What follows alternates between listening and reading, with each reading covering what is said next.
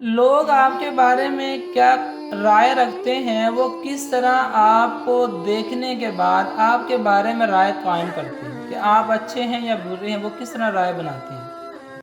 ایک فیملی تھی، اس کے پاس ایک کتا تھا گھر میں اور ایک بیٹا تھا 4-5 سال کا۔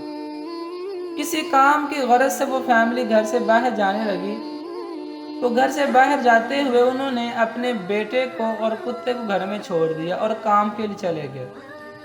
جب وہ کام کر کے واپس آئے تو دیکھا گھر کے مین دروازے کے پاس باہر کتا بیٹھا ہوا ہے اور اس کتے کے منہ پہ خون لگا تھا، اس کا سارا منہ خون آلودہ تھا۔ انہوں نے کتے کو دیکھنے کے بعد فوری کتے کو مارنا شروع کر دیا اور اتنا زیادہ مارا کہ کتا مر گیا۔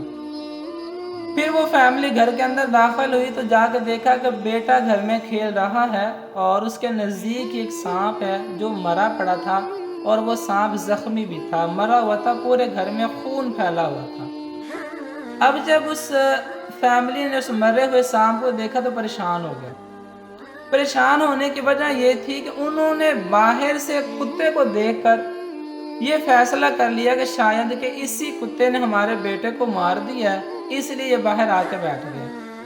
جبکہ ہوا یوں تھا کہ بچہ جب کھیل رہا تھا، سانپ آیا تو کتے نے اس بچے کو بچانے کے لیے سانپ کو مارا، خود بھی زخمی ہو گیا اور سانپ کو مار دیا اور باہر آ کے بیٹھ گیا اور بچے کو محفوظ رکھا۔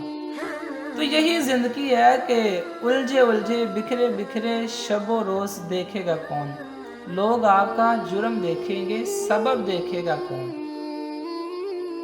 کچھ تو مجبوریاں رہی ہوں گی، ورنہ یوں ہی کوئی بے وفا نہیں ہوتا کہ لوگ جو ہیں وہ صرف آپ جو سامنے سے نظر آ رہے ہیں وہ اسی کو دیکھتے ہیں۔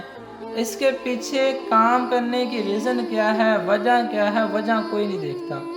اس لیے بہتر ہے کہ اپنے جو سامنے لک ہے، فرنٹ لک ہے، اس کو بہتر رکھیں اور اپنے باطن کو بھی بہتر رکھیں تاکہ لوگوں کو جج کرنے میں آسانی ہو جائے، ورنہ وہ آپ کی لک کو دیکھ کر غلط تو تصور پھر کر ہی لے۔